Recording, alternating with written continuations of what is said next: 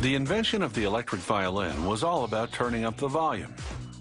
It was back in the big band era, and the sound of the traditional violin was overpowered by the horns and drums. Amplifying the violin changed everything. Suddenly, the violin wasn't just a background sound, it was part of the show.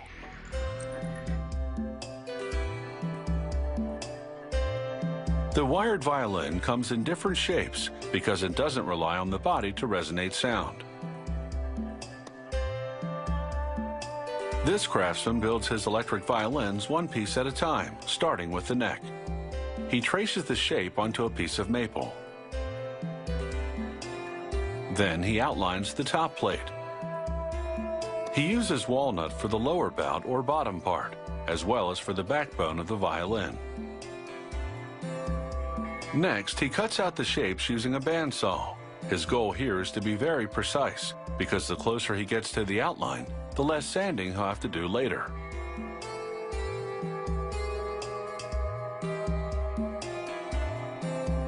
The dimensions for the top and neck are exactly the same as a traditional violin, so there won't be any difference in the reference points the violinist relies on.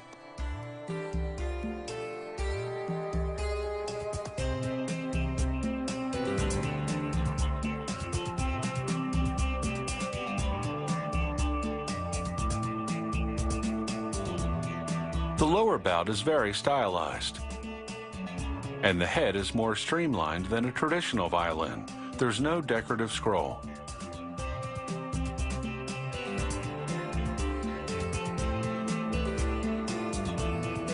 Next, he chisels out a cavity in the head of the violin to create the peg box.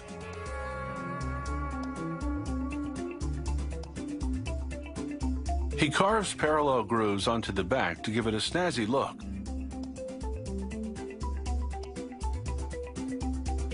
Using a rasp, he shaves the wood to the correct thickness.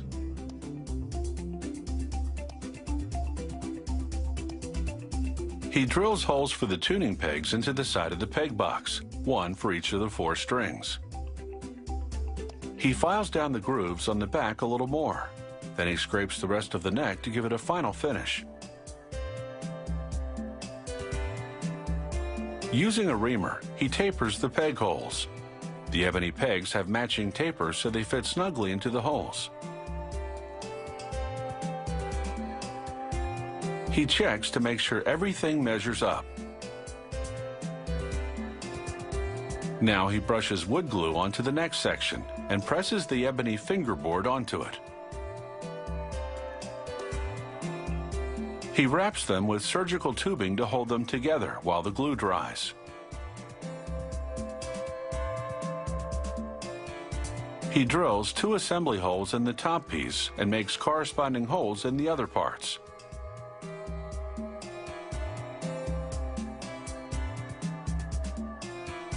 He smooths the edges of the backbone with an oscillating sander.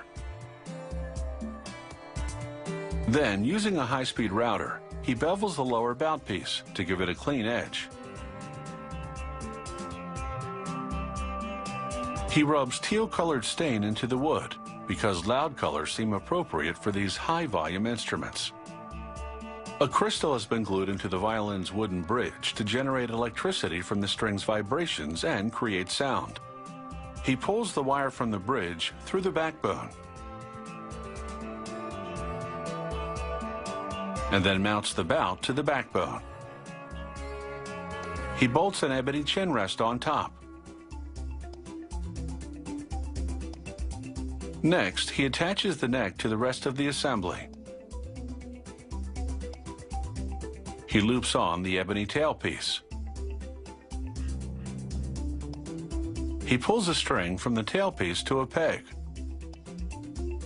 The act of tightening the first string raises the bridge, which will be held in place only by tension.